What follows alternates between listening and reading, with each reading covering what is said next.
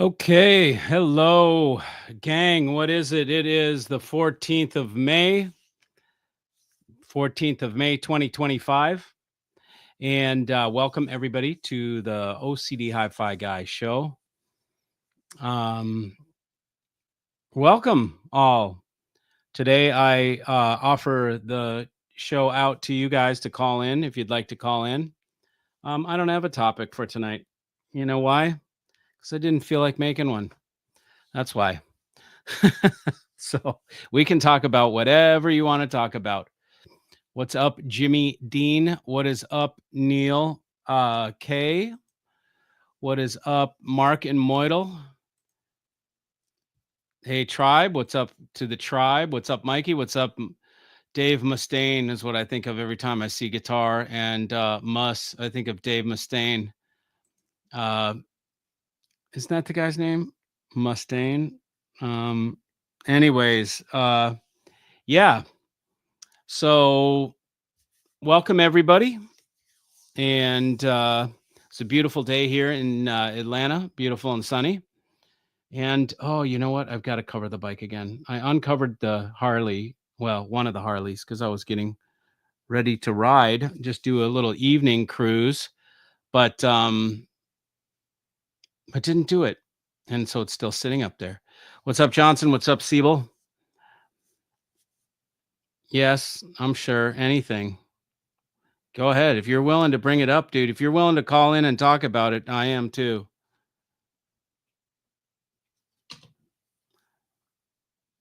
So yep. Anybody know anything that's happening with audio? Why don't you guys tell me? Tell me what's happening with audio. I don't pay attention one freaking bit to the audio media at all. So why don't I invite you guys to tell me some crazy funny shit that you saw in the audio media? I don't know, something crazy, anything you saw on YouTube, anything you saw in the magazines, or any announcements or anything that you thought were nuts. How about you feed it back to me and then we can talk about it. By the way, Tom, the tribe member. Oh, this is from Czech. Turning notes of Okay, here we go. Pilsner made with Mount Hood hops and new Northwest grown Czech barley, featuring notes of lemongrass, apple blossom, and noble hops. Roaming Nobles is the non-alcoholic beer of the night. Non-alcoholic craft brew. This came from Portland, FedEx, from Tommy, our buddy in our hi-fi tribe in Portland, Oregon. So we are going to give Tommy a thumbs up, and I'm going to have the first sip of it here and see how it is.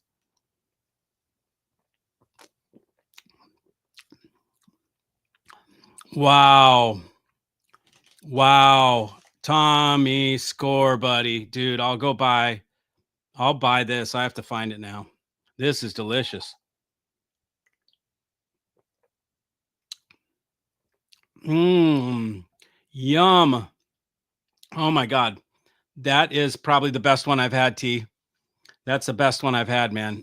That is absolutely top 3 I've ever tasted. That is freaking delicious. I'm going to go find that stuff. That is really good. Again, for those of you that like non-alcoholic beer or decide they don't want to get hammered tonight and they just, want to try it. This is it. Roaming Nobles Brewing Company. Pilsner. Made in Oregon. Oh, it's not. It's made from Czech. I thought it said Czech. Oh, Czech barley. Okay. This is made in Oregon, so I should be able to get it.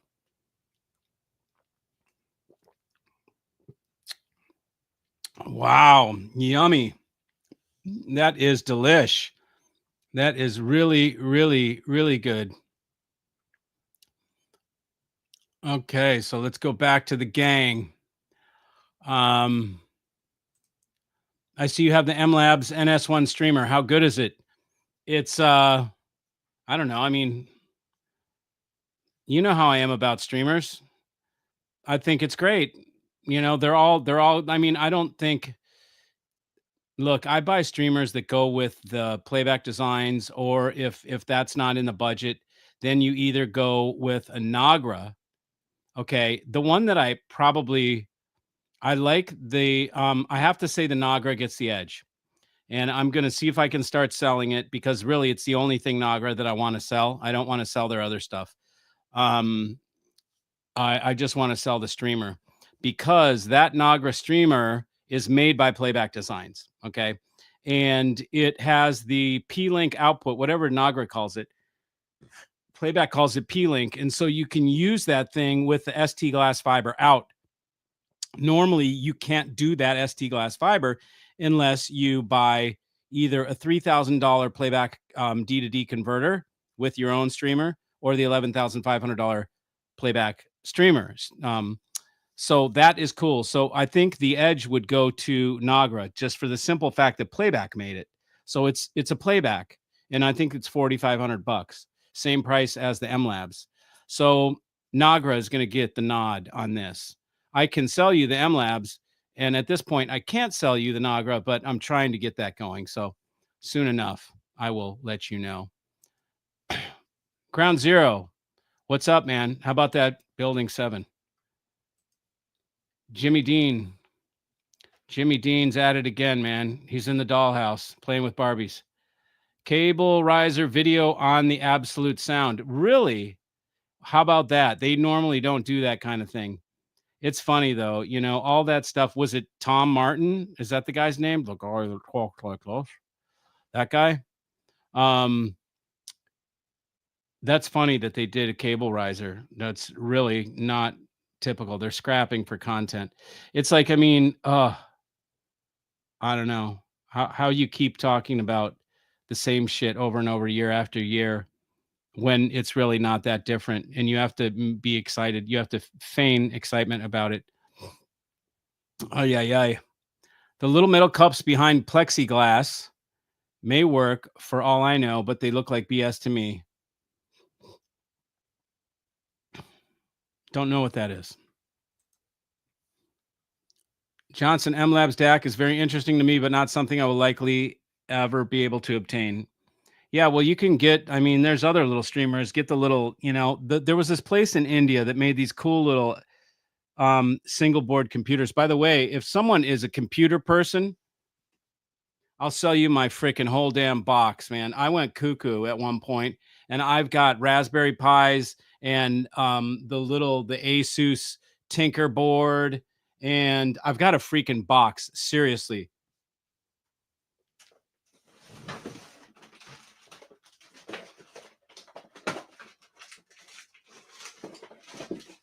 This is okay. This is only part of it. See if you can see this. Let me get the microphone out of the way. Look at that. There's the Tinker board. I've got, these are all DACs, streamers, things to put in M.2, you know, flash memory and storage. Here is a DAC, a hat that goes on top of the motherboard. Here's another DAC. You know, man, someone want a whole, look at these. I've got SSD cards all in here, probably some with distros burned onto them for serving. I mean, dude, look at, there's like, I mean, if I just take this one little bag alone and I empty it out, look, you know, 1, 2, each one of these are both 256 gig. So they're small, but you can put an OS on them, you know. That's a 128. Here are Samsung SSD M-SATA Evo drives. Here's a Samsung VNAND SSD 860 Evo. That's a 250. These are for OS. So you put your OS on here and you click them into those little boards, and then you turn it on and it runs a server for you. Anybody that wants, that is a computer person that knows what the hell to do with this shit, just contact me. I'll sell you the whole damn kit and caboodle, you know, for whatever is fair. You know, I'm never going to do this shit again. I've got so much stuff around in the shop in here that I'm never going to use again. This was when I was designing things, designing products, learning about streamers, learning how to build streamers, building streamers. monkeying with DAX, comparing, cheap DAX to expensive DAX and all that kind of stuff. It's not where I finally ended up, in my comfortable spot, or where I'll end up staying, which is, somewhere in, not at the DIY level. But I did start at the DIY level, and I was a DIY maniac. I mean, dude, I've got motherboards. I'm looking at 2 ROG Strix, Maximus Hero, uh, 3 ROG Strix boards up there, 1 Asus. I've got motherboards. I've got all sorts of shit here, man. So somebody's into computers that wants to tinker around and make some cool shit, just holler. You'll get a whole pile of stuff from me for a fraction of what that shit costs. I mean, each one of those little things, those little NAND things was, $129 or something like that, when I was buying them. It'll be a fraction of it. It won't be anywhere near what they cost. You'll have a whole damn tool chest, what do you call toy chest full of stuff to do all sorts of cool crap with. So trying to get up the rug here, get my wheels up on the rug. There we go. Because otherwise I keep rolling backwards. I got to fix this whole room. This whole room is going to get redone for proper duty. So yeah, okay. Tommy, hey tribe, I'm the idiot who told Mikey his beer was swill, and then I sent him something I've never tasted. Well, your intuition was good, buddy, because the beer I was drinking is total swill compared to this stuff. This is Mikey level for sure. You nailed it, man.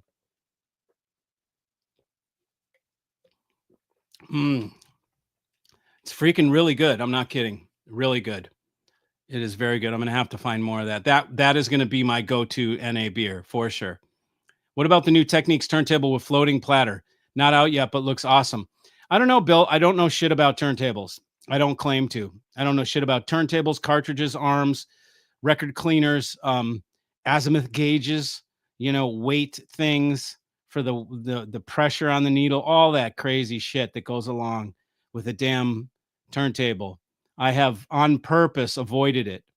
And superseded it, in my opinion. I think I've dodged a bullet with that whole thing. As you know, I'm in the industry. I know Matt Weisfeld from VPI, and his father, and I could get any turntable I want at half price. But I just and all the stuff, and I talked with people that were into vinyl and all that stuff, and I asked them, if you had never bought one record, like me, I don't have one record, right? If you don't have one record, would you do vinyl now? Understanding everything that you do, and every single one of them said, nope, I would not. The people that want to do vinyl are the guys that have been into it forever, and they have thousands of records, and they're into the ritual and stuff like that. But every single one of them told me, if you haven't started, don't even start. Not even worth it. And I was like, okay, fair enough, man. And I like simple and easy these days. I like things that are simple, simplicity. As you can see, my exotic rig, it's 225K. It's got 6 parts. It's got a streamer, a DAC, 2 amps, and 2 speakers. That's it. None of all these damn boxes everywhere, man. I don't like that shit. I want it simple. I want it to work every time I turn it on, and that's it. By the way, announcement. I have, let me find out exactly what this is, because I just asked the question. Okay, cool. Okay. Okay. It's a Rune endpoint. Also uses DCS Mosaic. Mosaic sounds better. And you can use many of the streaming services in Mosaic. Okay.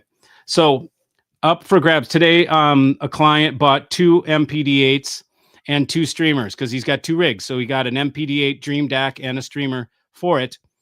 And he is going to sell his Rossini Apex DAC and Rossini Master Clock. So anybody that wants a DCS Rossini, you will get very well taken care of by this guy. I can vouch for him. He's total inner circle tribe. I know him well, and you can trust him, and you'll get it for, I would imagine, at least half price. But I don't know what they sell for on the used market, but he'll come in just under what market value is. And you can count on this. So anybody that wants a DCS Rossini with the streamer included in the DAC and the Apex level, holler, because there's going to be 2 available. they'll be available in August when the MPD8s, the new production run comes in. So anybody that wants DCS, holla, holla balla.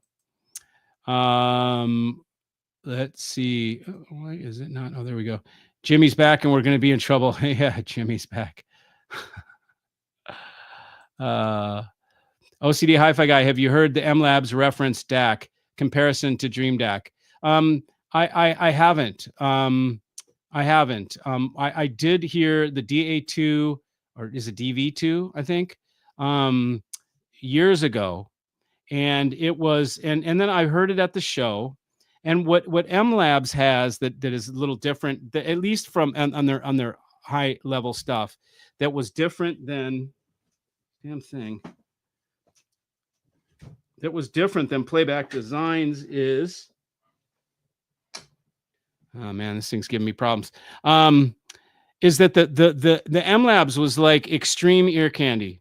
So it was like, so everything was so detailed that to me it was distracting, quite honestly, in my rig.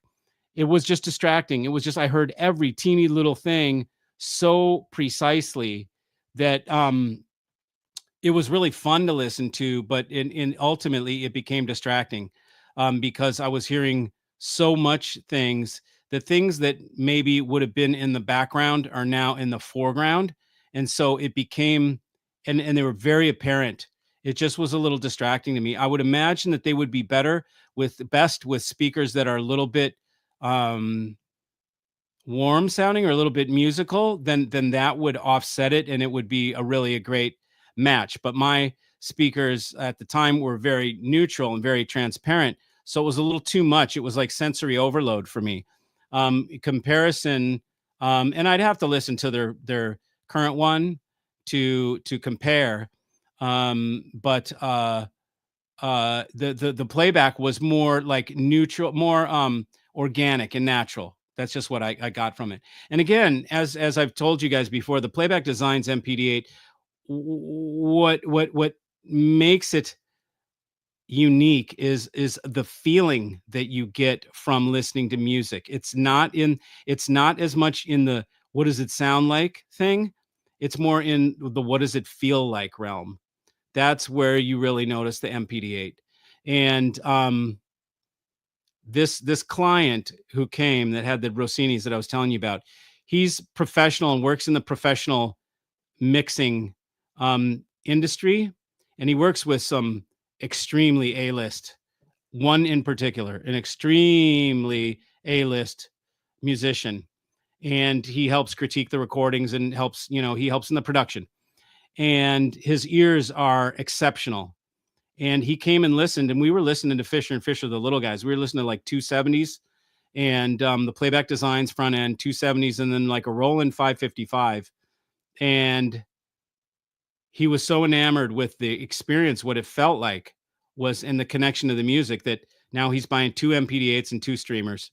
And because of that, and to give you a frame of reference, he was going to be able to get DCS at they wanted to replace it with the Vivaldi or something like that, and they were going to give him inside pricing and all this crazy stuff. And even with the epic pricing, he still chose to go with playback. And it's the same as MoFi. I told you guys about that. Mobile Fidelity Sound Labs uses Playback Designs as well. What I'm excited to try from M Labs is their big monoblocks. They're going to send me a pair of the $100,000 monoblocks, or 120, whatever they are. And it'll give me the chance to put some big 600-watt monos with my giant Fisher and Fishers, the 1000s. None of my other brands carry big enough monoblocks that I would put in there. I mean, I could put, and I did put, audio analog, one Donizetti on each side, although the audio analog is a little bit on the more musical side. It's a little too dark shaded for me to put with those and be totally happy. I need more. And so I think the M Labs will have that edge. They're a lot more Okay, because a pair of Donizetti's is 25 grand for a pair versus 110 grand for a pair of the M Labs monos. But I want to hear them. I really want to hear them. I was also approached by a company with another product to check out an amazing subwoofer um, that is good for like 10 hertz. This is a subwoofer that you use from 10 hertz to like 35. And then everything above that, you use your main giant speakers for or whatever. So it's supposed to be this revelatory thing, but it's $40,000. And it's passive. So it's 40 grand. Then you have to buy an active crossover and another amp for it. So it's not 40 grand subwoofer. It's a 40 whatever of a 70, 50, 60,000, depends on what amp you buy and all that kind of stuff. But it's supposed to be something that is like you've never heard anything like it, blah blah blah, complete magic, astounding thing. So we'll see about checking that thing out. I'm not sure. um Marcella, what's up? How are you? Nice to see you. Are you in Munich? Brent from Seattle coming down to check out the 570s this weekend. Thanks for hooking us up. Yeah, man. Brent told me, man, he wants 470s. So I sold a pair of 270s today. Those get shipped tomorrow or the day after. And then Brent is picking up some 470s now, where the 270s are going to Wisconsin. And the 470s will be Seattle. So we're gently peppering the United States with Fisher and Fisher listening rigs, which is pretty cool. So you guys um, will be able to hear them easier than ever before. Hey, Mikey, I finally bought some speakers. Since you were the first person I talked to about audio gear, I just wanted to let you know I did about 2 years of research before deciding. Just wanted to thank you again for talking to me about being picky and doing lots of research. You bet, man. Absolutely. What did you get? Tell us.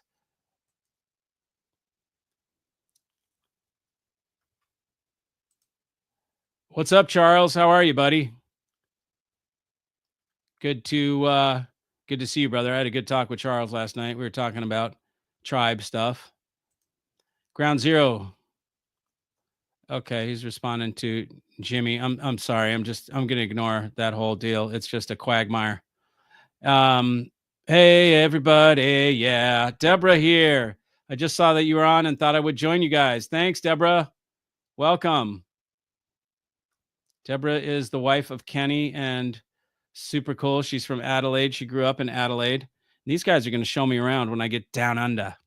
It's going to be great. I can't wait. I can't wait to go to Australia. It's going to be so fun. I'm really, really, really looking forward to it. Hey, Mikey, I noticed you don't use your foil cables anymore. Are your Nemesis cables good enough?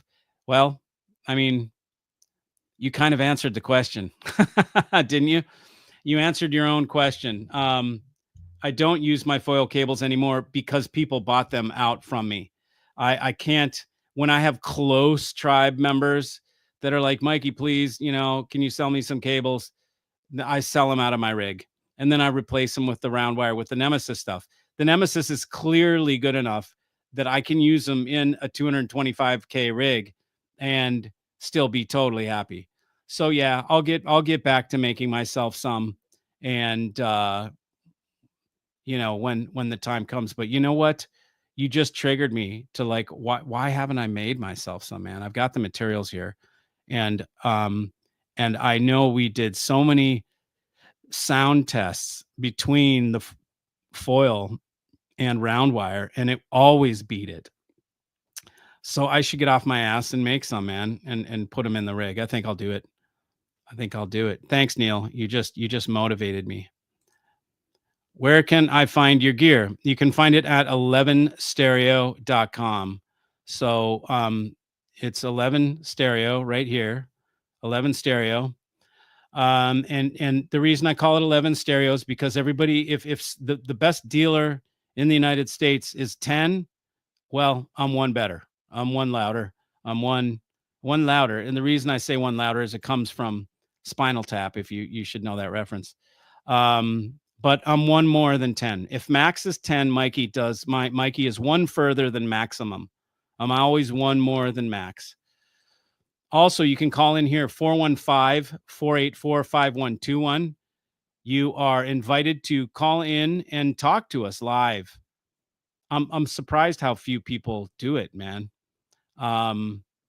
It's maybe people don't have anything to say or whatever. We did get a good call a couple shows ago where somebody had something that clearly that he didn't understand, and it was really cool that he brought it on the channel, because many people here, you have to understand, I am the black sheep, right? And I butt my head into the industry, into the establishment. I've always been anti-establishment, and I still am, and it's no different in this industry. And so the industry doesn't like it because I tell you guys the truth, and I cast doubt on the whole charade that is hi-fi audio, and I get you guys to critically think about the shit you're being shoveled, right? And they don't like that because it makes their job a lot harder. So they talk shit, in their little circles. And then sometimes, first of all, it all gets back to me, so I know what's being said.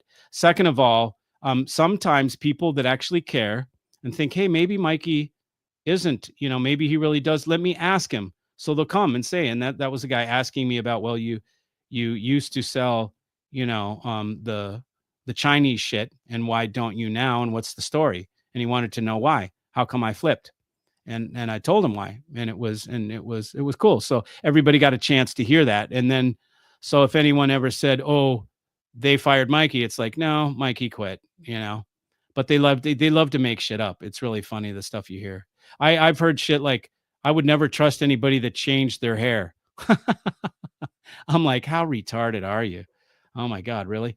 So 11 Stereo, please subscribe to this channel. If you haven't done it already, give a thumbs up to the video as a way to support what I do. It's my only way to gauge, is to look at the little numbers and see, and see if people like it. And the thumbs up are what lets me know that you like it.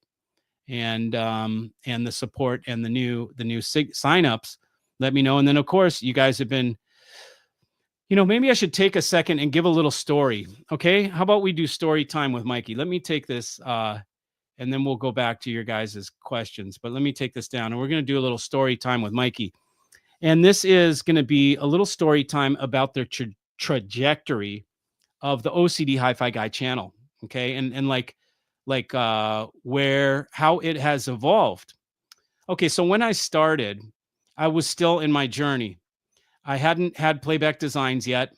I was still going through gear, trying to find the best stuff. And I was trying everything. At one time, I did a video. I had 17 DACs here, 7 freaking teen of my own that I owned. Unbelievable that I had that many DACs. I can't believe it thinking back to it. It was so many DACs that when I compared them, I had to make it into 3 videos so I could fit all 17 DACs. And I had tons of stuff, and nothing was filling the bill. Nothing was footing the bill. So, but I did my best at the time. My reference there was and Luan has it right now. It was the APL Hi-Fi DSD MR, a DSD DAC, which I got from Joey. That's, if you're still watching, Fond du Lac. That was my reference. Great, amazing DAC. So during that time, I was seeking stuff, and I was building my channel. So during that time, you guys have no idea how hard I worked to build this channel. I was doing a video every day. Many of those videos were 1 hour long, and I would compare things for you guys and do sound tests, comparisons, shit like, do you want to hear the difference between an 845 tube and a 300B tube? Well, let me show you. Here's a 845 tube amp. This is what 845 sound like. Here's what 300Bs sound like. Or I'd have 300B amps, and I'd say, here's what a Sophia Royal Princess 300B sounds like. Here's what a Emission Labs 300B XLS sounds like. Here's what a, whatever other 300Bs I had. I'd have like 4 300Bs, and I would Do you have any idea how much work that was? I would pause the camera and then get out of my chair and go and change things and move and change amps or change cables or change tubes and come back and get it lined up and then do it over. And every time I was pausing. So you guys, it was seamless. You guys, it just looked like it was happening real time, like boom, boom, the shit was changing, right? But you didn't see all the monkey jumping around I was doing, behind the scenes. And these videos were like an hour long. I mean, I was working my ass off, and it was a lot of work, but it helped to build the channel. At one point, and it was fun because it was, I was doing tweaks and I was doing all sorts of crap, man. And at one point, I got the playback designs and I put it in, and it was like, it was clearly better, but I could not for the life of me. I'm like, how do I describe to people the sound? What's it doing?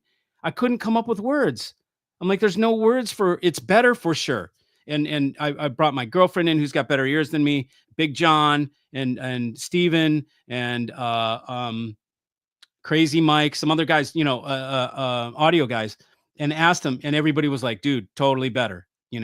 Um, it took me 2 weeks to be able to figure out that the difference that I was feeling that was clearly better was only this much, 5% to do with sound and 95% to do with how it felt. I was connecting with the music. All of a sudden, my thoughts were no longer hung up on the sonic presentation.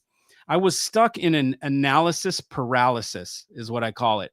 That's what I was in when I was chasing my tail. That's what many of y'all do right now.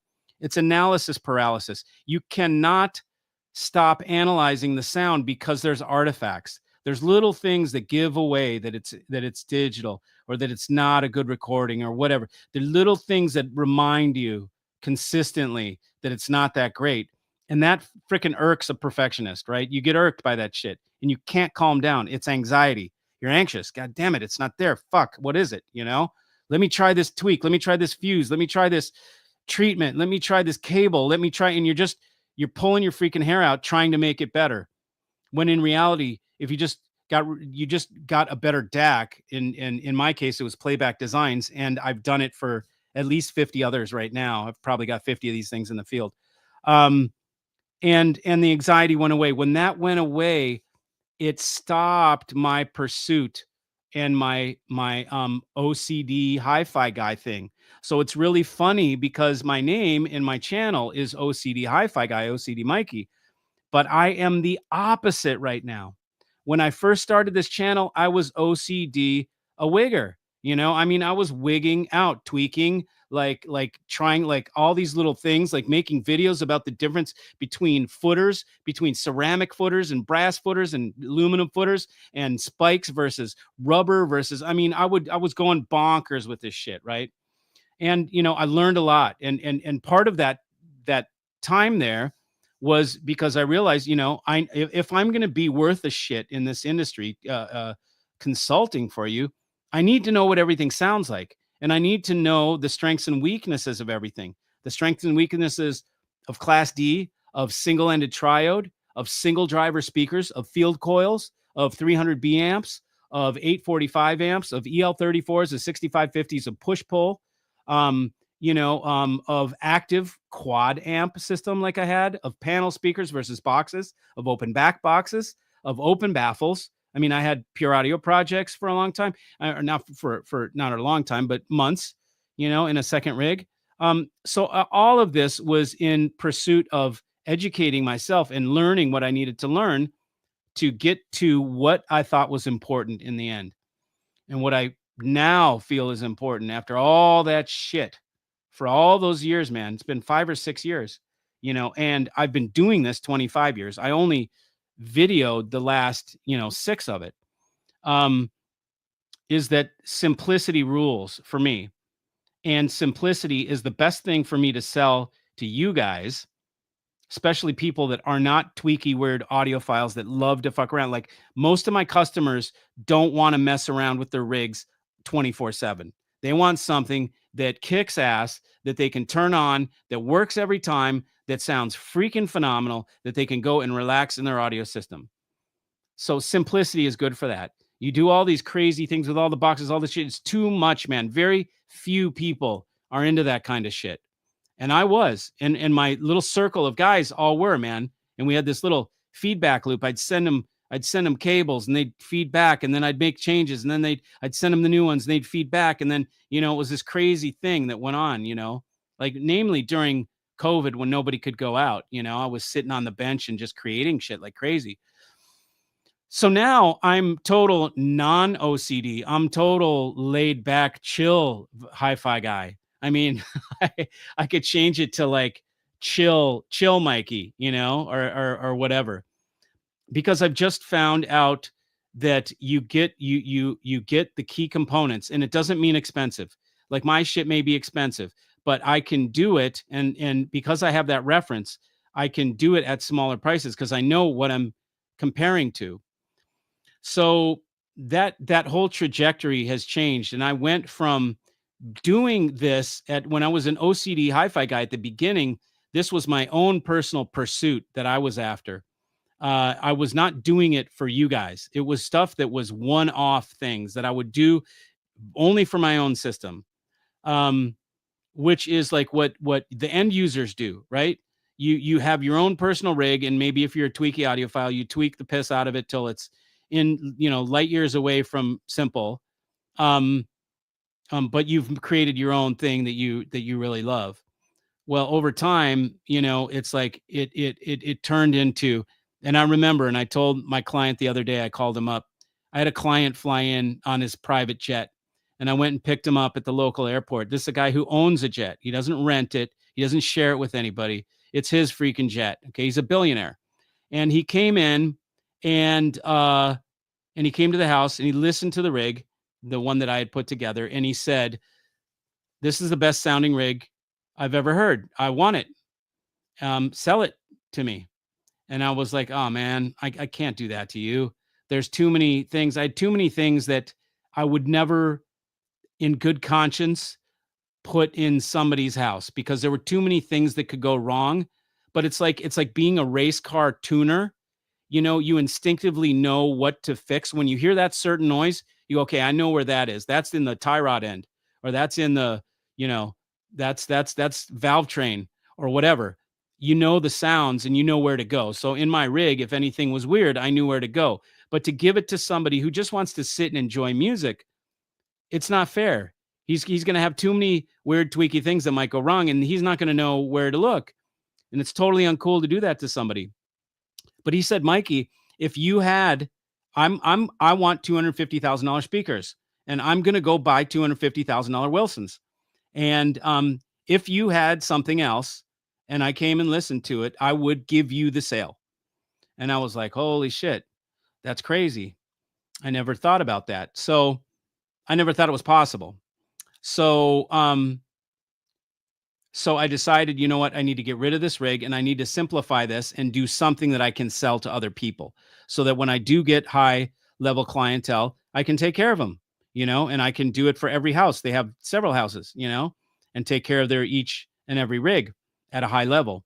And also, what would behoove me for these folks is to make something that's simple, where it's not a lot of moving parts. It's not a freaking arm and a cartridge and all that shit that needs special setup and a guy, okay, send your jet to get the guy to come down and set up your turntable, bullshit like that, cost the guy all this extra headache doing shit like that. I want to keep it simple, so my systems now are the antithesis of OCD.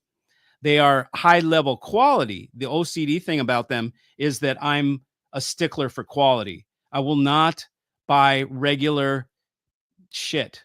It all has to outperform. Even if it's a little cheap DAC that's $1,000, it needs to outperform and impress me, Um, so the trajectory of the channel has greatly changed. And now I just do 2 live streams a week. I don't even prepare for them.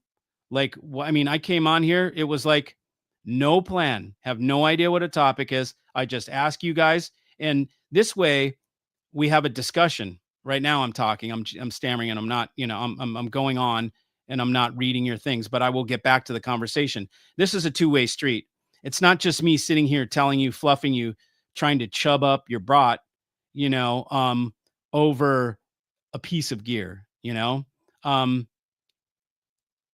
the truth of the reality and of really is the gear is nothing. Okay. It is a thing. It is no more than stuff. It's no more than a thing. What we're after is the experience that that thing can provide. So the thing is completely irrelevant. What is relevant is the experience that we receive. I am a high level experience person. I like only high level experiences. And I recreate those with the systems I build for people so that they can have high level experiences too. And it parlays into the other things we do: high end stogies, high end weapons, high end whatever, cars, motorcycles, anything, right? It's all about the experience and the fellowship with the other people that we share this with. um not just sitting by ourselves with 50 boxes in a room and by ourselves. Okay, that's the old school audiophile bullshit. That's kind of how the old guys did it. um and they just had a million and one boxes, and every once in a while they may have some guys over to impress them with their stuff, but it's just different. It's different now, and I take care of a different client. So the channel has greatly evolved into something else. I'm no longer OCD about it, other than the quality, and it's more about you guys for me than it is about the stupid gear. Whatever. The gear is a tool, and the experience is what we're after. So that was kind of a long dissertation, but I was basically just wanted you to just recap Mikey's tenure doing YouTube and how it's changed, and how my priorities and how my things have changed, and how I've changed in this whole thing. And there have been a couple milestones in my listening and in my journey. One was Playback Designs, and two was Fisher and Fisher. Those are two huge milestones, humongous, like change the trajectory of how I do shit milestones. Those two things. There's a bunch of other great products and other things in there, but those two were the absolute most significant. So I thought I would share that with you. Let me get back in here. Okay. Dano, Tapmeister. Vinyl. Hell, I spent 66 grand on my turntable and 12K on my phono preamp. Yeah, exactly. And that's ridiculous. If you would have spent 26 on an MPD8 and 11,500 on MPSX streamer, you wouldn't have needed to spend any money. You would have saved whatever, 40 grand, and you would have never had to buy a piece of vinyl. Look at that's what he's saying next time. Wish I had found Mikey before I spent that and got right there. I didn't even see that. So we're on the same page. We're on the same page. And I've had dudes with very expensive turntable setups that get the MPD8 and then stop listening to vinyl. They're like, dude, what did you do to me? So it's pretty crazy. Yo, Tribe, Seattle in the house. What up, Rev? That will be interesting. That will be interesting coming to Seattle. I will be there. Sooner or later, man. Now 100s on great vinyl. What's that? 100 grams. The topping B200 mono amps were thrown under the bus by the old hi-fi guy. Who's the old hi-fi guy? Tom. That's funny because the topping is like ASR's little favorite Chinese chi-fi crap. So who's the old hi-fi guy? 99% of other reviewers said they were exceptional. That's right. Who's right and who's wrong? It depends on what you think is exceptional. If you think, like measurements and you're after measurements, then I think those things measure well, but they don't sound good. I mean, it's Chinese. I don't know, man. I haven't heard them. So maybe I shouldn't talk, but I don't like Chinese product, period. It's not my cup of tea, Hey, Mikey plus Tribe. What's up, Jasper? Tom, you still using a Puritan in your system? Of course I am. Yep, I sold one today and two yesterday. Yes, I am in Munich. Cool. How's the show? Listen to an interview with Audio Group Denmark about their Avic DAC models. Oh, yeah. They reference Andreas from Playback Designs as where they followed his philosophy for creating their DACs. So look at that. Okay. We've got Audio Group Denmark taking Andreas's lead, right? Andreas is father DSD, just so everybody knows. Okay. And this is the DAC that I'm talking about that I have. He created DSD. He's granddaddy DSD. He actually created digital. He's on the patent for sample rate conversion, which means he invented digital music. Not the music part, but he invented the conversion part. How to turn digital into analog, sample rate conversion, right? So who else is gonna? He is the granddaddy, grand poobah of design. Why would you go anywhere else except for that dude? It makes no sense.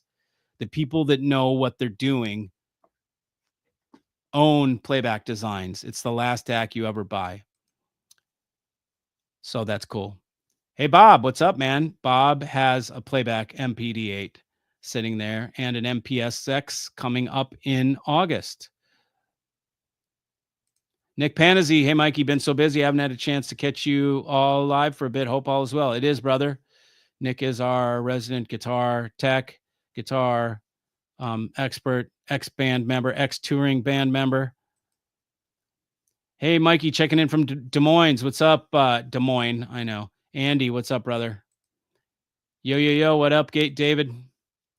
Neil asks, is the Aesthetics Calypso preamp with getting abso-freaking-lutely? I need another input, and my Exogal DAC doesn't have enough. How much is it? Larry, hey, Mikey and Tribe, what's up, Lair? Lair Bear. Ziggy Chicago. The troll is definitely on the next level. Yeah, I'm just I just gotta, I can't go there. I like your style, Mikey. Being black sheep ourselves, we like to cause a stir and thumb our nose at establishments. You know it. That is absolutely true, Deborah. Nick says in the next week or two, I'll call in to talk about meeting you and how people said you were racist because you weren't selling Chinese gear. You racist? Yeah, ridiculous. That was so funny. This was the like back when it was like when the whole left was like still had a stronghold. Now they're just so weak, over time. But when it still had some strength, and people were, you couldn't, they were like defunding and platforming people that had political opinions and shit on YouTube or whatever. And I would say, yeah, I don't support selling Chinese gear, and people would call me racist. They didn't even take a second to understand the reason why I don't sell it is because of the way, because because of their human rights violations, the way they are, the way their government is. It has nothing to do with the people. I love Chinese people. They're some of my top buyers, as a matter of fact, Chinese Americans. And I like people, period. So yeah. And so they were these libtards were going off, calling me, and excuse me, I know some of you guys are liberal, Portland and stuff like that. You guys, it's all cool. I get it. I love you guys. Look, I'm a Kennedy Democrat, right? And I'm not even fucking politically inclined. I got involved only the only time I paid attention was the first time Trump won, because it was such an upset that I was overjoyed with the monkey wrench that got thrown into the establishment. Again, I told you guys earlier, I'm an anti-establishment guy. I'm a black sheep. I am a rebel. So when I saw that Donald Trump, the fucker that's on TV that does the you're fired bullshit, total cheeseball, won, I was like, this is fucking awesome. I loved it. I loved every minute of it. Everybody melted down, freaked out, all this shit. Well, ha, ha, ha. And then in a weird way, Trump would name everybody. He'd say Nancy Pelosi, and he'd say your governor, Gavin Newsom and Josh Hawley and all these names. He would name them. All of a sudden, when I never knew one freaking senator, one representative. I didn't know any of those names. All of a sudden, I'm paying attention. Who's that? Who's this? Who's that? And the next thing you know, I'm paying attention to the shit. And I didn't even ever. I ignored it my whole freaking life. I never even voted my whole life until the upset. And it was when I saw that, and I didn't even vote that time either. But the fact that he won, it was great. And then the what it caused made me go, oh my God, like what is wrong with people? And all the thing, and then the George Floyd thing and all the thing. I'm like, there is something wrong happening in our country. And there's some shit we don't know about. And again, I'm going off. I'll reel it back in. But yeah, so people were calling me racist because I wasn't selling, because I just said I don't want to promote China. So it's crazy. Mikey, why do you think the resale value on Nagra is so crappy? I really don't know, man. I'm really not in tune with the resale of Nagra whatsoever. The reason I wasn't necessarily interested in carrying it is because I have a hard time telling people, like, I know their DAC is made by Andreas and I know what board is in there and I know that they charge 60 grand. I can sell you a better DAC for 26,000. So how am I going to represent a brand that I think is totally overpriced and just selling off their goodwill and their laurels and their name, you know? Um it's more of a cult kind of cool thing to have to me than actual rubber meets the road. It's good stuff, don't get me wrong, especially if Playback designs it. But I just kind of know a little bit too much. So a lot of that stuff only sells. I mean, I saw a thing today, someone sent me a link, and it was just something silly like a Lumen streamer that he's thinking of getting, but it was $12,000 like 4 years ago, and it's selling for like $2,300 now, and it's in perfect condition. I'm like, I can't believe the dive on that stuff. You know, Try and find a playback design on the used market. You first of all, you won't find it. Then if you find a $26,000 MPD8 on the used market, it'll be 21.5, 22. There is no ever half price. The freaking Merlots are selling. They were $6,500 and they're discontinued. They were discontinued 5 years ago. And if you find a Merlot, it sells for $5,500, $1,000 less than what MSRP was, 6 or 7 years ago. It's crazy. So I just don't know. I think it's like some of this stuff you have to put somebody under the ether to sell it, and then some of the stuff it's like the insiders know what the good stuff is, and people know Playback Designs is the good shit. Jeff Rowland is the good shit. Fisher is the good shit. I'm teaching everybody about that. Nobody knew about that. That is the biggest find, of the century to me. Playback and that together, and then the Nat audio stuff. The tubes are ridiculous. Cool. It's great stuff. And Bob has all three of those, don't you, Bob? Hopefully Shane will call in and talk about the Bach DSP. If he does, then see, here's what'll happen. Then what they will think is the people that bought Bach SP will think Mikey conspired with Shane and told Shane, "Hey man, call in and slag this thing so I can sell MPD8s or something stupid like that." Like it's because that's what they do. That's why they even think it's possible. Why it even comes to mind is how do you even think of that? Like why would anybody do that? But that's what they do. And it tells you a lot about somebody. Once it's like, right, whoever smelt it dealt it. It's like when they come up with shit like that, you're like, how do you even come up? Why would anybody? Okay. I get it. That's what you do. We are all on our journeys. I am about 20 years in, but realizing I'm sick of constantly changing things. I just want to rest and listen and love the music. Totally, brother. And so when I talk, I speak when I talk the way I talk, I get through to people, right? I get through to people like Rev and like other like Mark and or Bob rather, and all the other people that come here that are part of the tribe that have purchased from me and have been well taken care of, Nikki, hey Mikey, did you get a chance to listen to Harley Lovegrove's speakers at Expona? Yes, I did.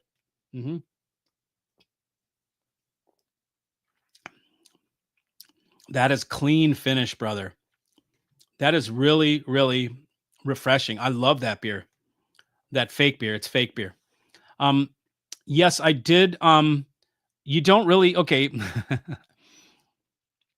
um, so the speaker concept, okay. I mean, sometimes it's interesting to understand the speaker concept. The more I do this, the more I find that a lot of that is distraction. It's interesting things for engineers because they like to postulate about what's possible and how do you do things. The speaker concept is small ass driver making big ass sound. So I could put concepts like hi-fi concepts. There's probably a dozen archetypes of products, and this one fits in small ass speaker making big ass sound. That's exactly what it is.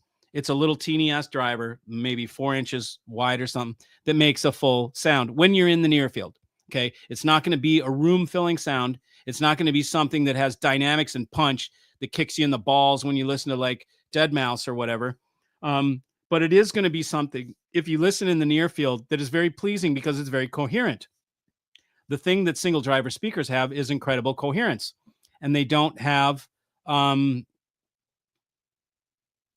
crossovers. So they don't have the anomalies associated with crossovers. It's a single driver. Everything's emanating from one point. So it's very coherent. And the pipe is like, it's just a way to make bass. It's a long tube. A void pipe is a long tube and that creates airspace or volume to make bass. So you can take a little driver. If you put it in a box the size of this room, you'll get bass out of a little ass driver. It's not punchy dynamic bass, but it will be tonally there, So it's kind of a interesting feat. And the guy was cool, I listened to him and I liked the guy. He was like, by the time I was done, I was like, cool, I like this guy. There is a void pipe. Well, something I'll show you, one of my local guys. Let's see. And he made his own DIY speaker that is pretty killer. And if I'm not mistaken, this might be the void. He made some other void pipes, and I don't know if this is considered transmission line or void pipe. It's called the Cobra. And look at that thing. That again has probably a driver like the Sibelius, a little teeny paper, whatever that driver is, like a Fostex or something.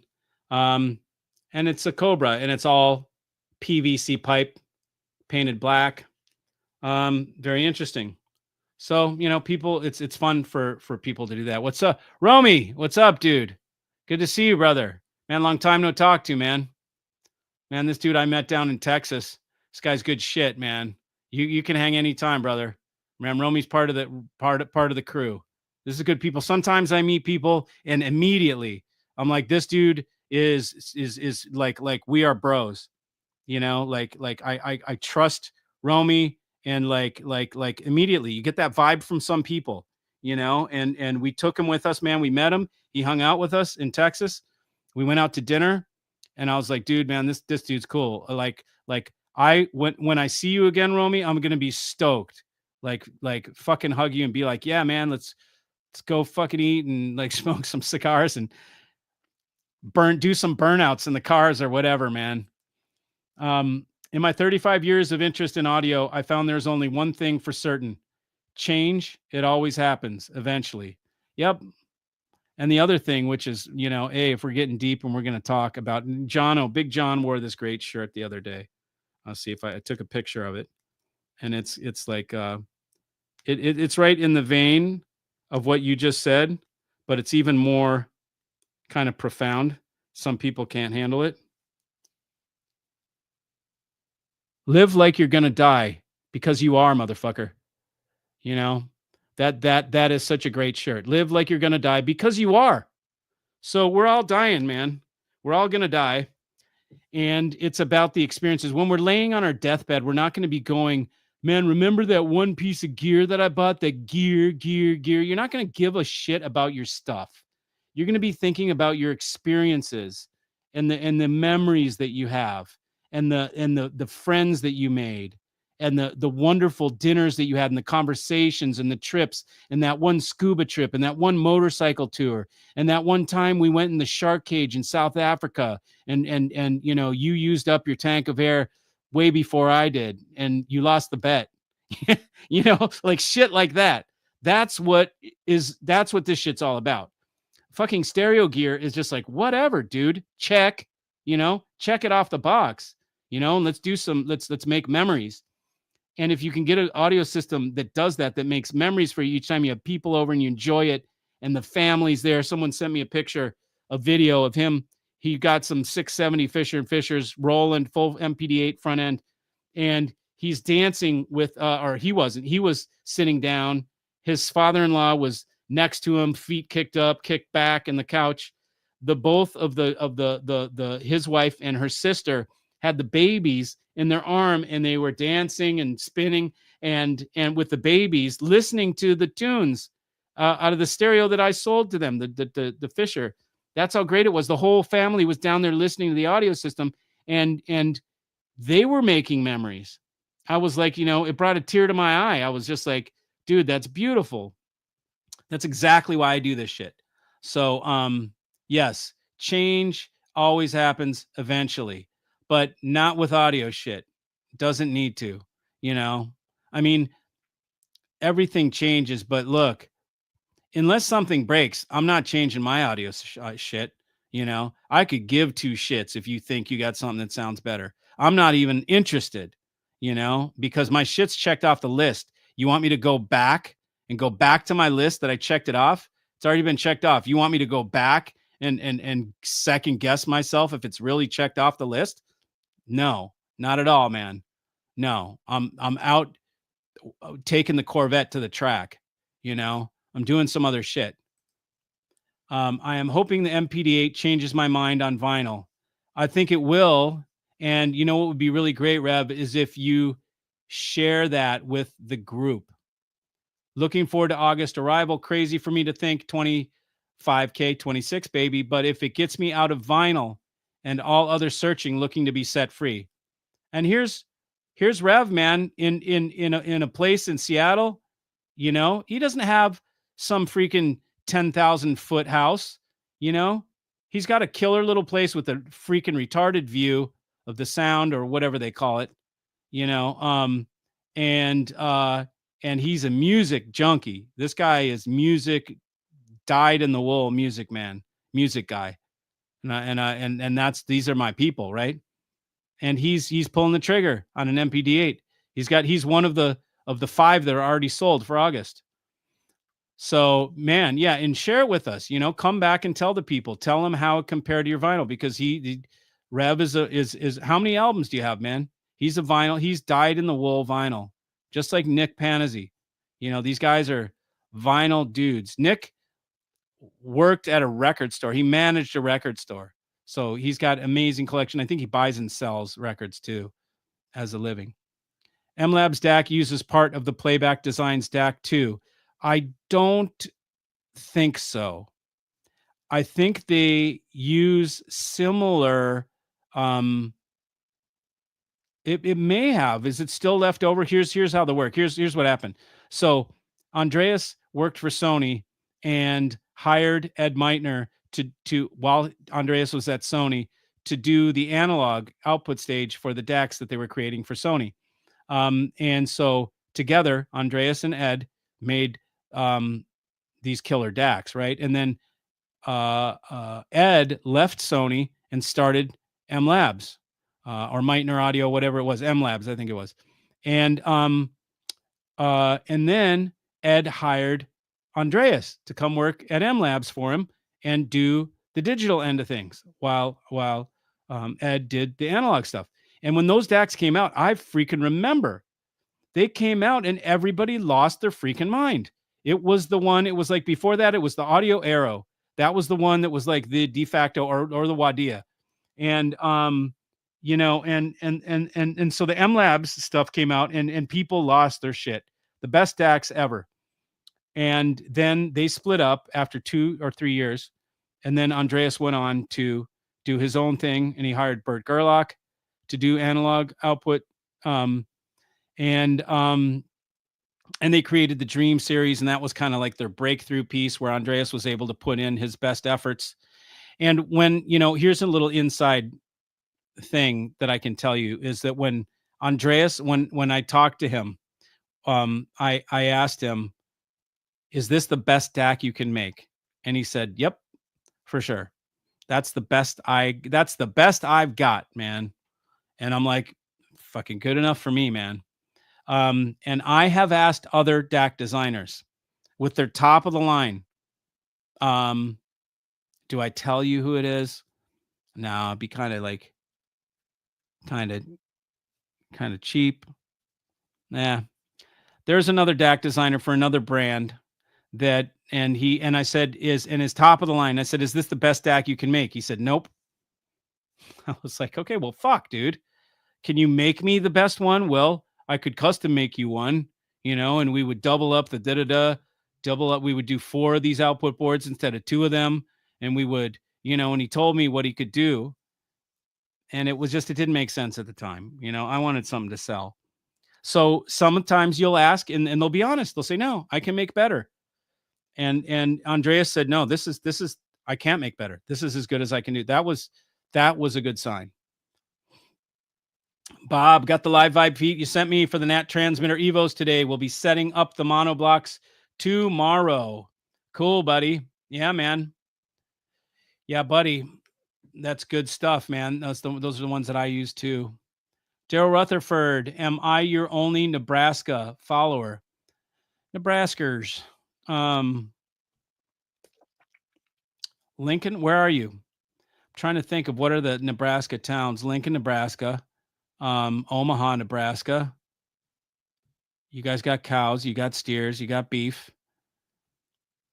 You might be, man. I don't know. Who else is watching from Nebraska? Say hey. I've got Kansas guys, I've got Ohio guys. Um, but I've got Iowa guys. And the weirdest I've got Montana guys. I don't think I've got Wyoming. Um, I don't think I have. Do I have Idaho? I don't really think I have Idaho. I've got Washington. I've got Oregon. I've got California. I've got New Mexico. I don't know that I have Arizona. I've got Colorado. Uh, I don't think I have Mississippi. I've got Texas. Um, I don't know if I have Arkansas. Um, I've got Missouri. Uh, I've got Florida. I don't think I have West Virginia. Oh, no, I've got Tennessee. I might have one dude in West Virginia. I don't. I have Delaware. I've got Maryland. I've got New York. I've got Mass.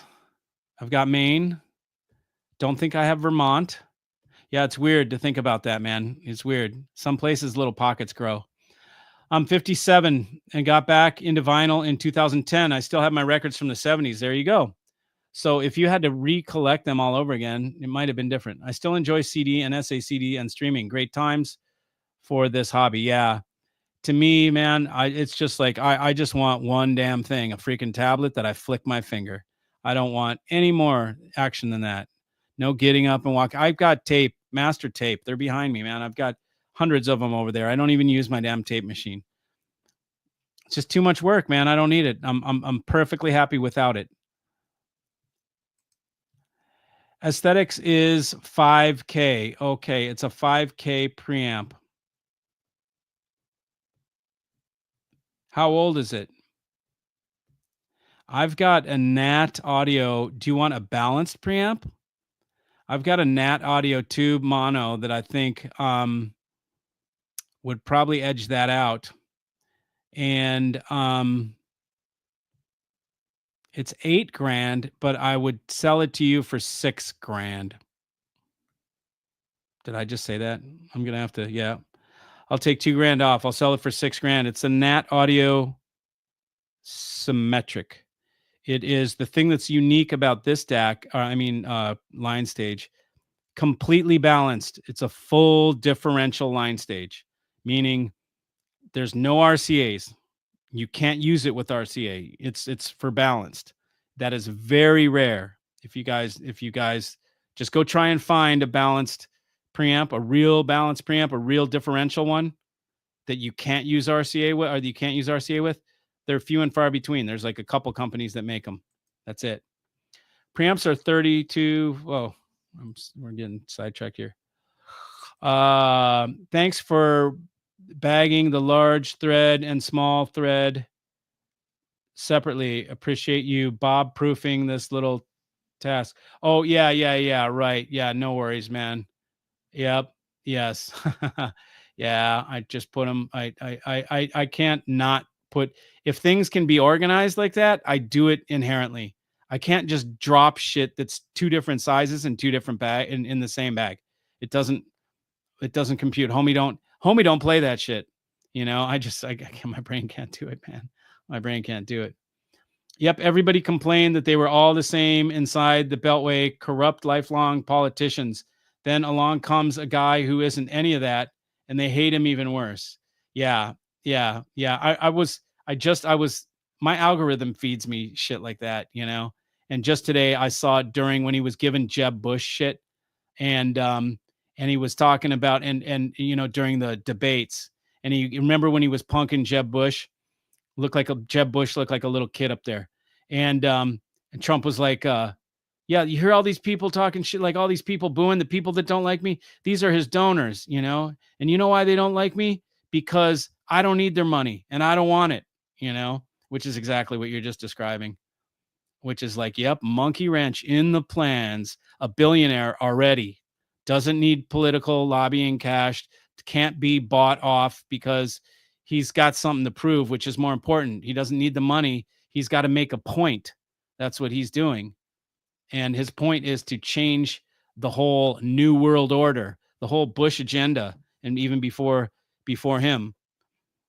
And God forbid, my algorithm started feeding me shit on Building 7 today and all this other crap that they're still looking at. And it's just, and then was it at Epstein's place where there's that painting of Bush sitting on the floor playing with a plane and the towers? Like, Jesus, man, could you be any more obvious about shit? It's crazy. Joey says, I'll take some low resale Nagra prices any day of the week. That's how all my Nagra is bought. There you go, buddy. Cool.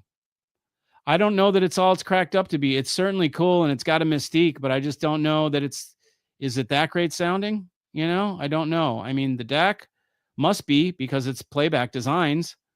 But I don't know much else about it. Jasper. Yeah, man, I get sidetracked, dude. And I'm not a political dude, man. I'm not, but I am a fucking patriot. And I do believe in I'm not about bureaucracy. I'm like, the government, get the fuck out of our lives. You go away and we're fine, man. We don't need you for your handouts. We don't need you for shit. Just police, be the police, do the whatever other things that the infrastructure and shit like that, but stay out of shit. If anything, I'm probably a libertarian. Isn't that like live and let live? Isn't that what that party's like? I don't even know enough to know. Where are all the likes, tribe? Yeah, at some point I'm not even gonna give a shit, whatever. Give me a thumbs up, don't give me a thumbs up. I don't give a shit. I'm not here to beg your fucking thumbs ups, It's not hard to do, and you guys know that it works. So if you don't do it, I don't give a shit.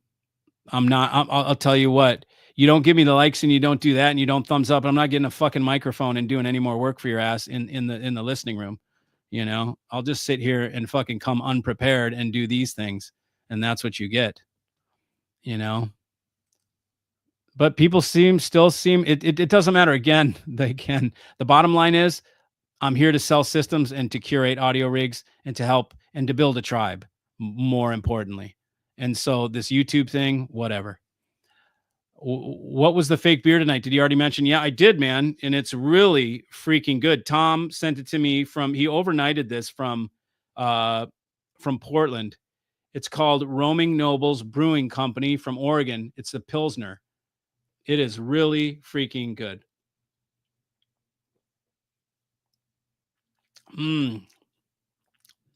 Arun, what's up, man? Jasper, what's good? Arun, welcome from South Dakota. 1911, man. Blue Man Group made a career with VoIP pipes. Oh, is that really what those things were? Those the drum things? Is there a Fisher and Fisher tower that I can get under 10K that suits my 11 by 13 room? Sure, man. The 170, the 170, and it is freaking phenomenal. I should get Andy on here right now. My Chicago location, Andy's Sound Factory, has got he's got 770s and he just got some 170s, and he shit his pants when he put the 170. And I told him he's gonna. I'm like, man, when you hear these things, it's gonna blow your mind. And he was like, holy shit. And I was like, no doubt. They image just like the big ones. The difference is they're a little smaller scale, but in your 11 by 13 room, it's beautiful. And you just kind of stick them back and aim the back ends towards the corners, and you're going to get bass out of these things, man. So yeah, so they are seven 76 7 grand 75. I can't remember. It's something like that. It's 8 grand or less, and that includes shipping. And shipping is $600 for any pair of Fisher and Fishers anywhere in the United States. So I will cover it. I rarely buy brand new when I can avoid it, but I did buy brand new Fisher and Fisher SN70s from me with stands, and the value is all there. Incredible quality and lifetime built. New MPD8 is on the horizon. There you go, buddy. You'll never look back, man. Once you do MPD8, you're going to be like, hang it up. Let's go do RC cars and win some trophies, and then we'll relax when we come home. We don't even have to worry about what speakers are in there. By the way, Joe probably has a ton of. I mean, you showed me a bunch of stuff. You probably have product to move. He's probably going to have products up on. By the way, on 11stereo.com, you guys can go there. All the tribe lists their extra gear there in the forums, and you can get some great stuff at great prices. Rev says Harley's room was cool, but I totally agree with your assessment. Not enough oomph. That Paul Simon 50 Ways drum transient sounded cool, but those aren't for me. Go Slate. Yes. Yeah. Who's Harley's room? Robert Harley? I don't know who you're talking about. Hey, Arun says, what's up, Romy? Ramil, did you meet Arun? Do you know Ramil? Are you just saying hey to your countrymen there, man? Yo, man, namaste. No Harsha. We don't have Harsha here. Harsha's fucking funny as hell, man. I got this guy, this Indian guy that's a friend that we fuck with each other all the time. Like I send him stupid videos that are Indian videos, and he sends me stupid. He's like his wife is. He sends me Trump hate shit. And it's funny, and I'm like, dude, that's a good one. Like he sends some funny shit, and then he'll also send just audio shit, and he fucks with me about my audio all the time.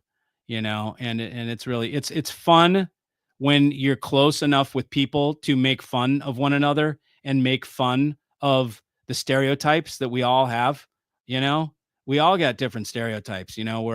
So it's fun to be able to mess with each other and know that that we're just fucking with each other, because there's love in it. It's not hate, it's love, and we're making fun of shit. That's how I grew up. There was always music in the house. Same with me, man. We can make a memory come take a ride around Road Atlanta in Vader this fall. Yeah, dude, I'll do that. That'd be great, man. Road Atlanta's a pretty, that backstretch is pretty high speed backstretch, man. Yeah, and I haven't been around that track in a car. I've had my motorcycle on it several times, but have not been in a car on that track. I've been in Barber Motorsports Park in some Porsche GT cars, but not Road Atlanta. And your car was great to drive, dude, man. Larry's got a sick 800 horsepower ZL1 Camaro that is just retarded. A 1LT, right? LT1, Is that what it is? Whatever. I don't remember. But like the race spec thing, and then he threw 40G into an engine and all this other shit. And this thing is, oh, well, how fun to drive. I want to know what I need to know is am I if I get a Corvette Z06, a C7 Z06, 650 horsepower, 650 torque, um, you know, a screamer, makes all sorts of noise. Is it going to be something that will, Larry needs to tell me this. If I'm not tracking it, is it going to be something that I'm going to even, that I'll, that the luster of the hooting and hollering, will that wear off? And then I'll be like, kind of feel a little bit embarrassed, like I'm making too much noise. And like, the other thing that I don't like is that, and I hate to say this, but you see so many dildos, at least on YouTube, you see so many dildos in Corvettes. Kids, just douchebags. You're like, oh God, that douchebag is driving the Corvette. Like, really? Am I gonna be one of those douchebags in a Corvette? But they're badass, so badass. They're so rip roaring nasty cars. Um, but am I gonna be that douchebag? I guess it doesn't matter because it's your world at that point. But I drive a Ducati. I don't have the, you know, the Kawasaki Ninja or whatever ZX yada thing. And is the Corvette the Kawasaki Ninja equivalent? Does it, you know what I mean? I mean, in the motorcycle world, it's like, unless you're a racer, if you're driving a Kawasaki Ninja around, you're probably a squid, just making a bunch of noise, doing wheelies on the freeway and shit like that, right? And it's a sick bike, super good bike, right? YZF, same thing, right? Um, or what are they? YZ, or I didn't even know the Japanese names anymore. But those bikes, they typically are squids. And then you just unless the guy's a full tilt racer, you're like, whatever. And then so I need to find out, is the Corvette the equivalent squid of the road? Who wants my rig to simplify my life? Dano's got a rig he wants to sell, man. They claim to bad blood between M Labs and Playback. I don't think so. I actually don't think so. I think they're pretty good. Any advice on how to improve depth with planers in a 10-foot room? Bring them into the room and tow them in and put them as far as you can to the left and right. Butt them up against the walls. Basically have the outside of the speaker touching the wall almost. And then you tow them in. You tow them in hard. There is no depth. Yeah, so you do that. You aim them in. If you want depth, you go harder toe in. Harder toe in brings the image back. Making them less toe in brings the image towards you. And imaging in many ways comes from the DAC as well. And a good amp, you can't do it if you have crown amps on your Magnapans, Kenny and I have been watching you since you started. Thanks, Deborah. I will be honest, I couldn't handle OCD Mikey's energy. It seemed too aggressive to me. I'm really impressed with Chillax Mikey. Okay, so you noticed a change. Yeah, man, I was, like Lemmy from Motorhead. I was full tilt, speed it out, man. It was less like, yeah, it was, it's just, that is the feeling of anxiety, of not being satisfied. That's what the vibe that you're getting is, just not satisfied vibe. The vibe that you're getting now is from somebody that's totally satisfied, no worries. I got no worries at all. I did change. You can see it in your face. You're really enjoying life, and that really comes across in your show now. Yeah, cool. That's great. I'm thankful for that. I give thanks. I got about 7,000 vinyl, but I record everything to DSD to archive. Don't want all the oil and cardboard anymore. Yeah, I know. It's a lot of ritual. Chris Moller's in Nebraska. There you go. Right on, Chris. Chris has some 270s, right, Chris? You have 270s. Yeah, I'm pretty sure Chris has 270s. Look, another Nebraska. Oh, you live elsewhere now. Damn, man. I thought you're gonna stoke us out. You lived in Wyoming 2 years ago, man. That's a pretty cool state. It's beautiful out there. Montana's beautiful too. I'm in Arizona. Okay, cool. Arizona's cool, man. Where do you live? In North or South or North Carolina for sure? You know my playback stack is sublime. Yes. You were indeed funny and OCD back in 2019. Yes, for sure.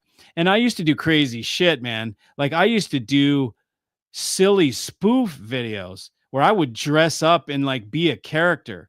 Like that's what I was like. I was going off, man. I was like, I don't give a shit. Like I'm gonna do stupid shit, like just because I wanted to just break it up. I'm like, I just need to come in with a hammer and hammer shit and just break it up and fragment it. And then, we can see what comes of it. But, yeah, so there were different times for sure. Anybody here with the experience with the new Aragon amps? I don't have them, but they've always been pretty good. I don't know what they're like now. I forget to ask, you mentioned having REO Speedwagon master tapes. Curious which ones. You can tune a piano, but you can't tune a fish is a horrible recording. I've got a whole row of them over there. Let me just grab one and let's take a look.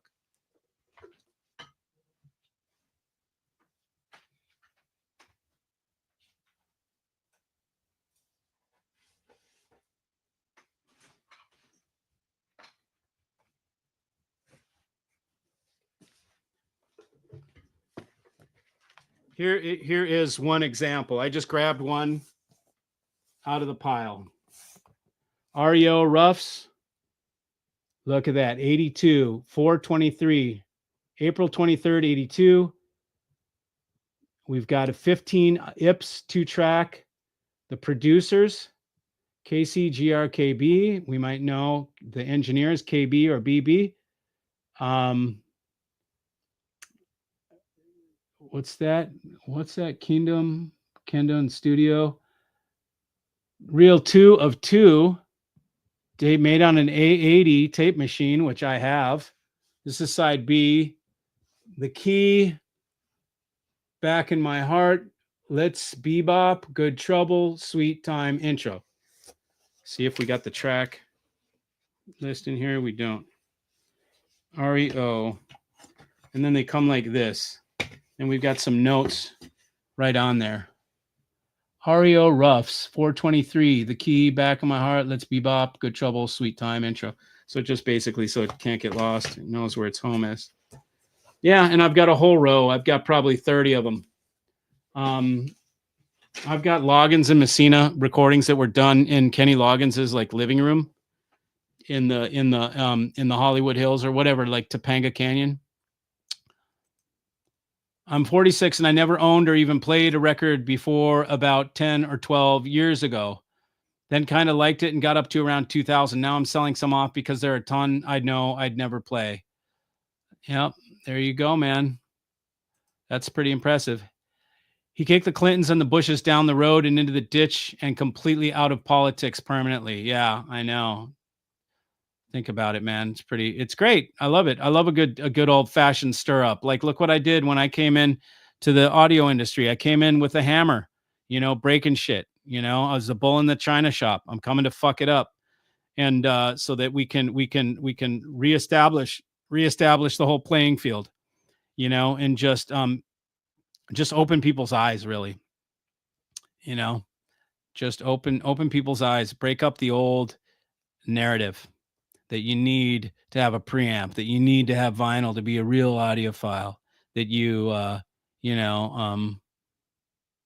should have all these boxes in your room. It's all bullshit. Government needs to read the Constitution and become small and unintrusive. Hear, hear, brother. Please don't make me. I'm ignoring that whole shit. Hey, Mikey, as far as cigars go, punch, guillotine, or V-notch cut, and why? I like a guillotine. I use a Cigar, and here's why. When cigars are constructed, okay, let's see where.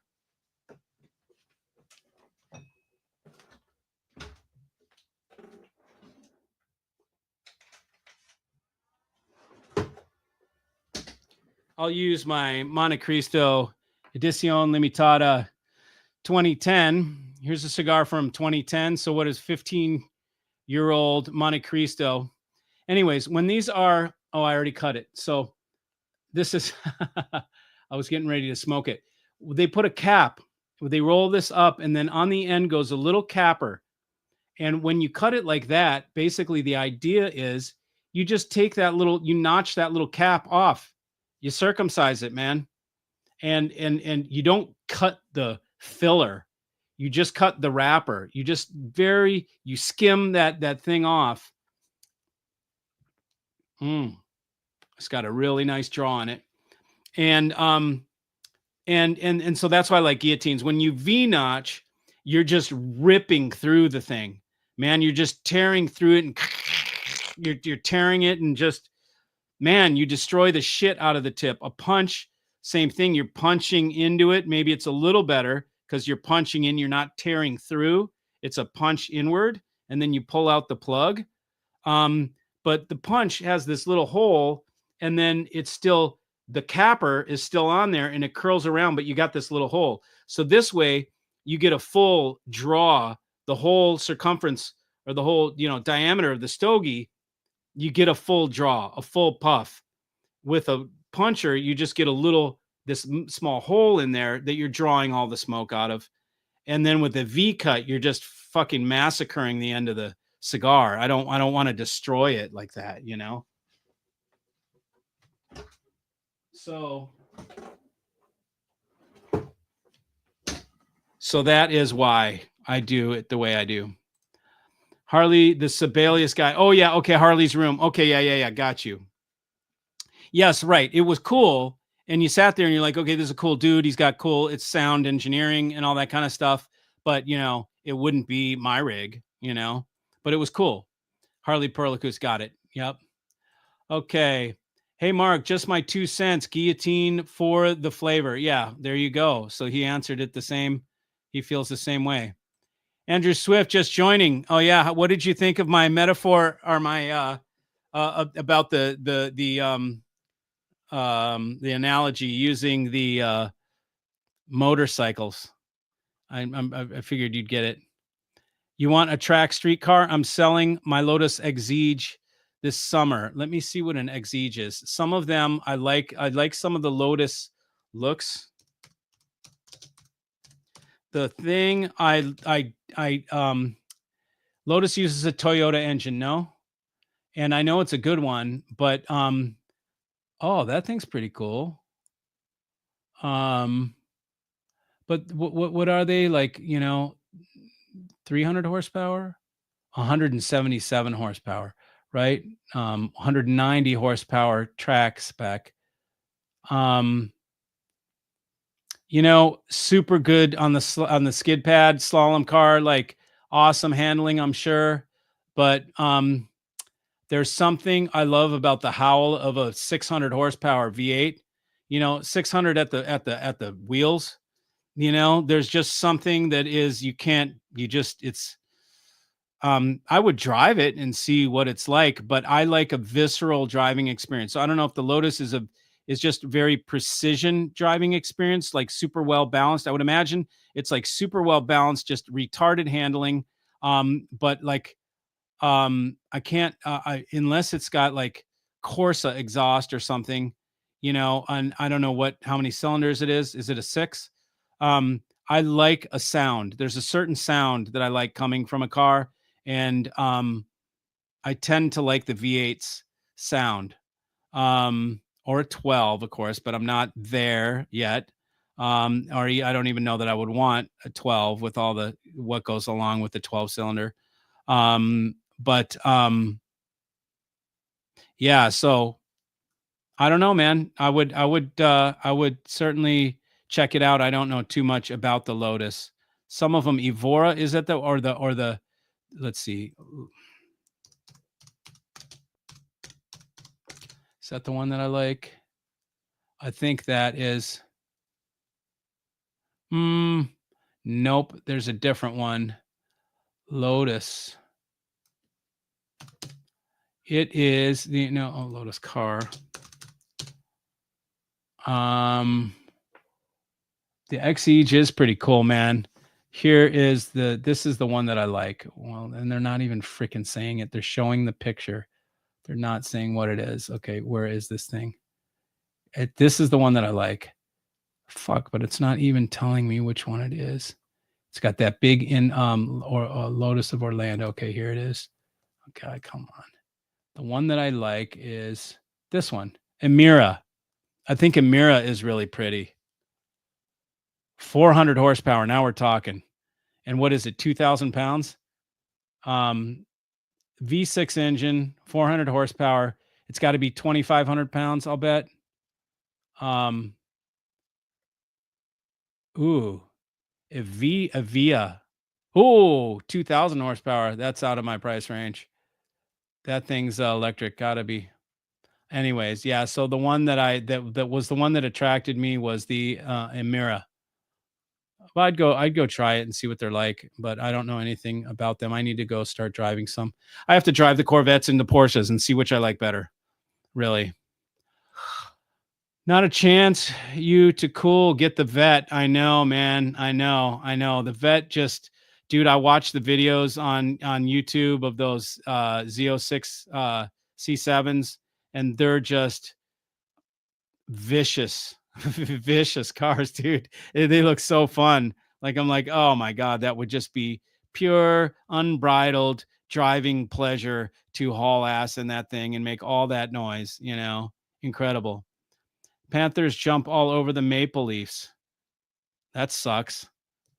Florida leads Toronto 3-2. That even sucks again, you know? That's how I feel about it. Like, I want to see the old Canadian teams kick ass. Like, who gives a shit about a Florida fucking hockey team? Give me a break, you know?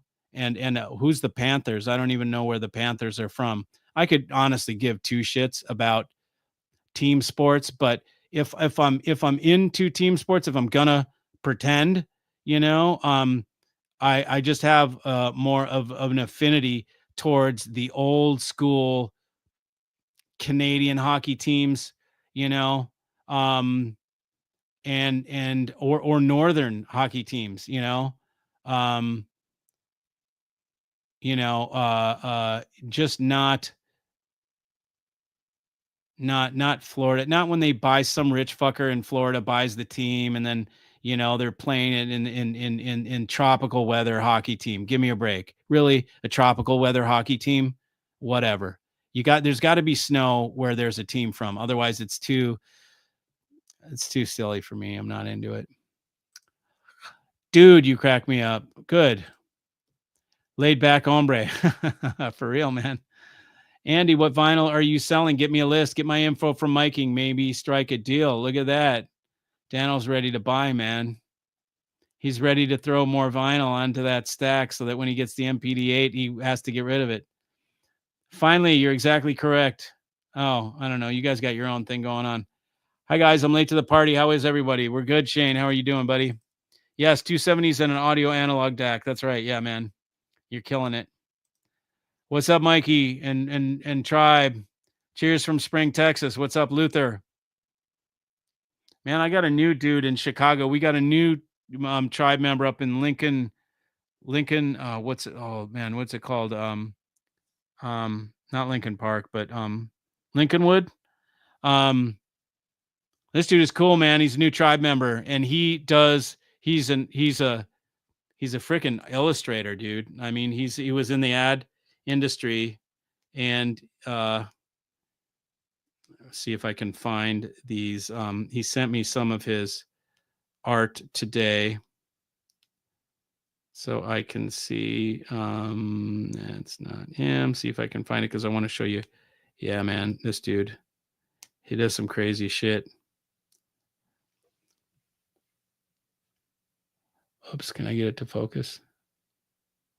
Look at that. It's like R. Crumb type stuff, like Big Daddy Ed Roth.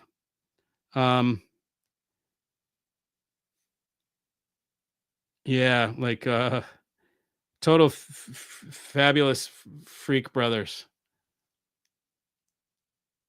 Let's see. The furry, what is it?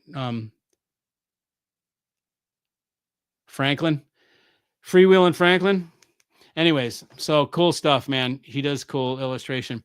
Northern Arizona, Colorado River, hour and a half from Vegas. Okay, cool, man. Is that like by Sedona? Do you know of any hi-fi dealers in Michigan that you respect and would recommend for someone who's looking to demo speakers?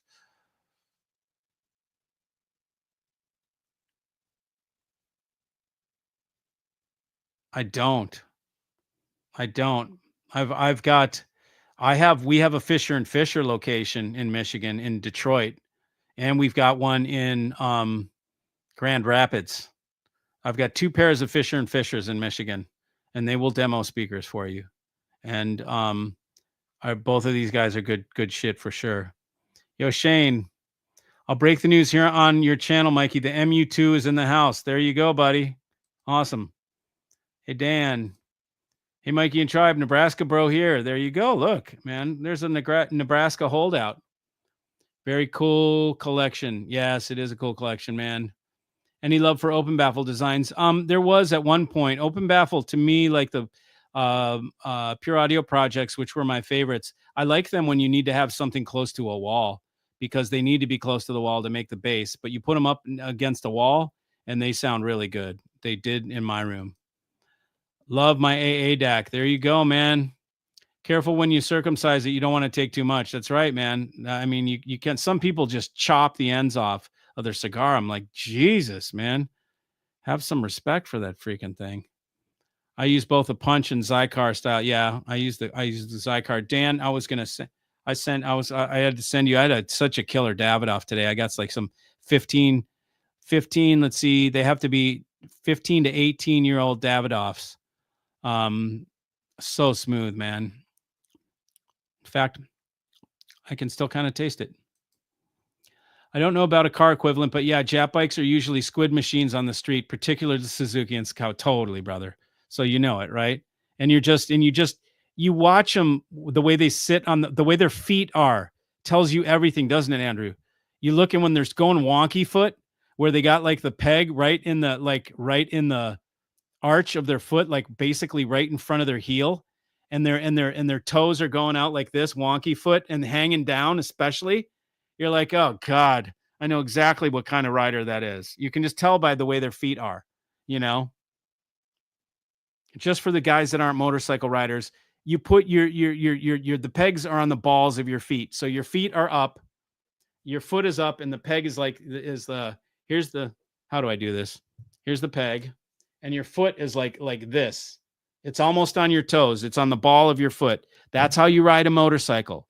You don't put it in I'm talking about a sport bike, okay? You can do whatever the hell you want on your Harley.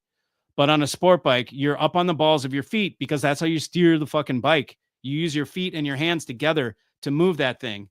But if you're wonky foot, you're first of all, if you're in a turn with your how many times have you seen that, Andrew, where these guys are wonky foot in turns and their toe, you're just like, oh my God, his toe's going to hit any second. You know, it's just like bozos on bikes that are far exceed their ability. And they're so used to, these are the guys that only drive on straightaways. And then you get up to the mountains and they high side on every turn. They don't know what to do when they come into a turn. They get scared. And then the bike high sides and they go off into the weeds or into the trees. Hopefully they don't get too hard into the trees. But I went with the group. I went up when I just got my Ducati, which is the frickin' Multistrada. You know, it's a touring bike, a sport touring. And I went and I met up with these guys up there. They called themselves like Georgia sport bike riders, right? And so I met up with these guys, and it was a bunch of, like, we were talking about squids on, but they had old gear. Like, and because their gear was so old and worn out and their bikes were old, I thought these dudes are fucking road warriors. Like they flog their shit. That's why they don't even care about having the pretty gear. That's like all the old gear and it's fucking worn out and their bikes are old. And man, the first turn we came up, dude went high side, just went straight into the gravel. And I'm like, fuck. And then they were going so slow and I just ripped past him, dude. I was just like, that was the first time I had the bike and it was so fun, man. I was like, oh God, it feels so good to be on this thing. Love to ride. Your 2006 GTO runs like a raped ape. Awesome, man. That's funny. I use that term for motorcycles, raped ape.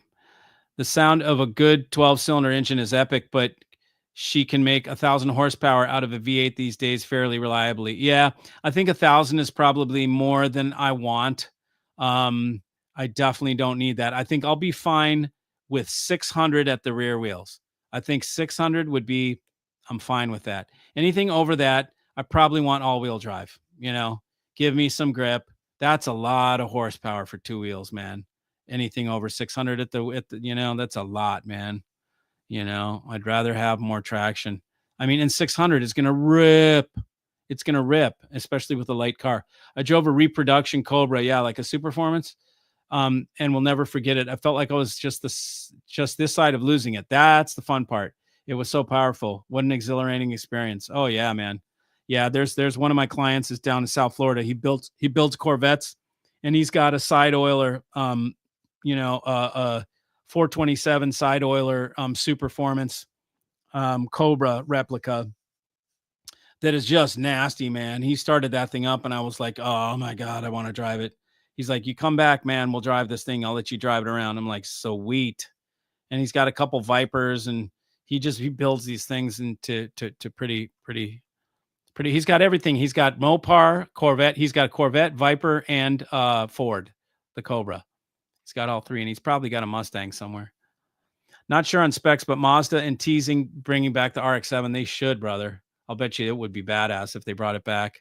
And especially if they brought the rotary back. That would just be so cool. An RX-7 high perf, like a 3-rotor.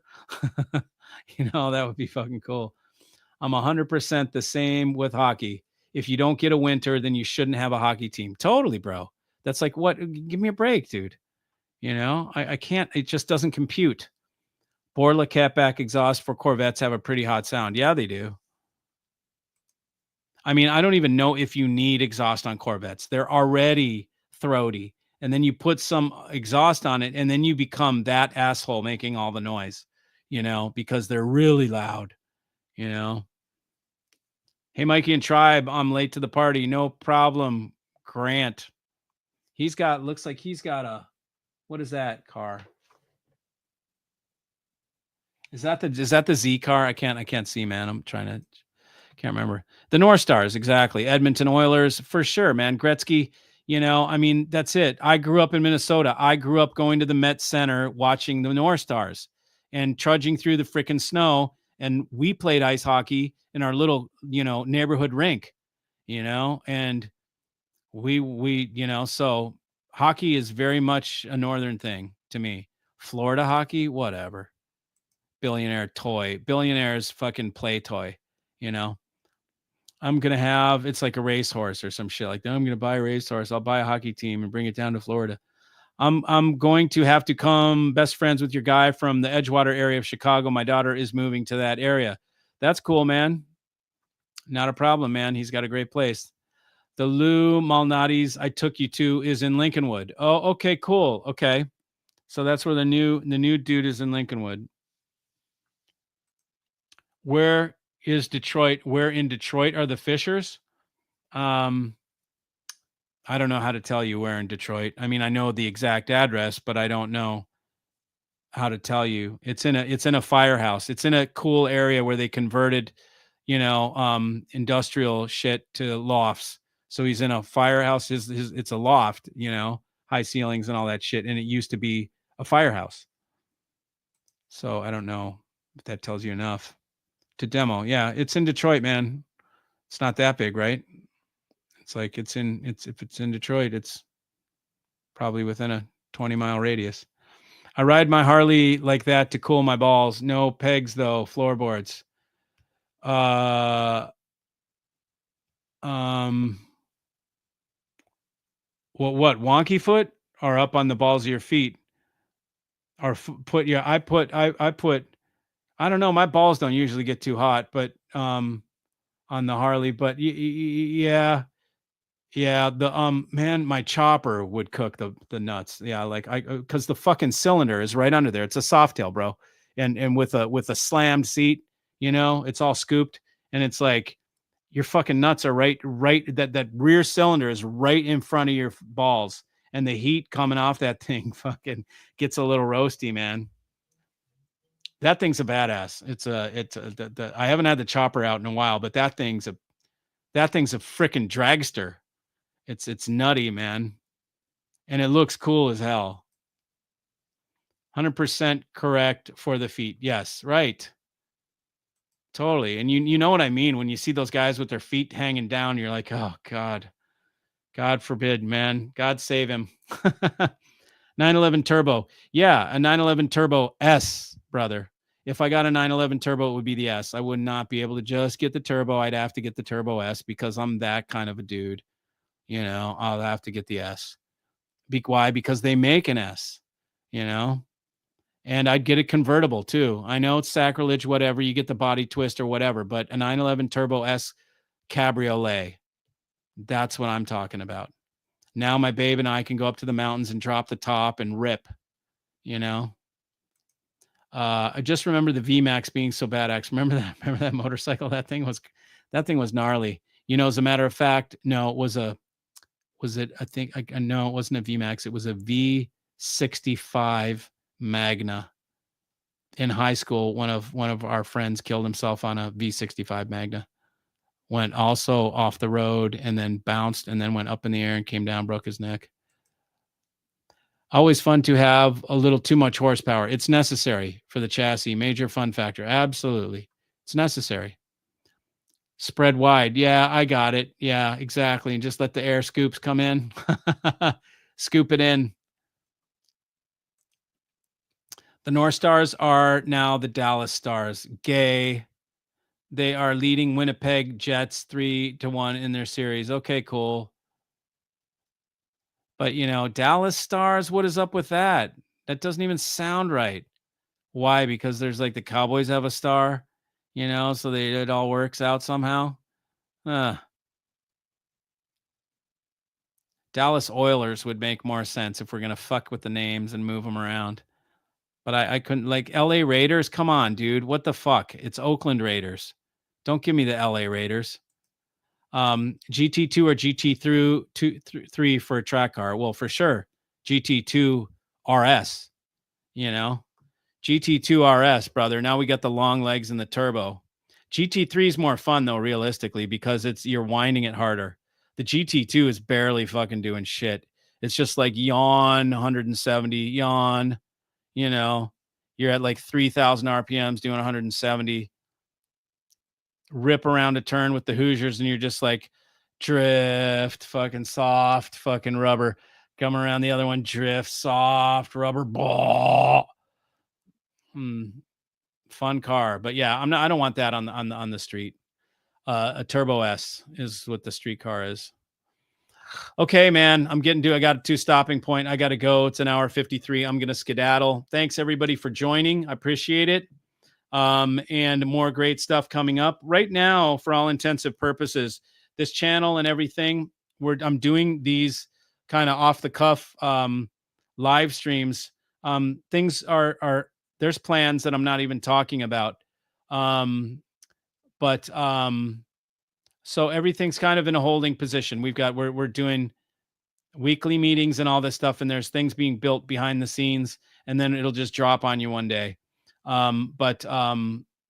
So I appreciate everybody hanging in there and being part of the tribe. And anybody needs anything, just holler. You've got my number. And thanks everybody for joining. Edmonton is the only Canadian team doing well in the playoffs. Okay, you're talking about stuff that maybe somebody else is interested in, but I'm not. Tell me when it's the fucking Stanley Cup Finals, and then I'll watch. All right, everybody. Thanks for joining.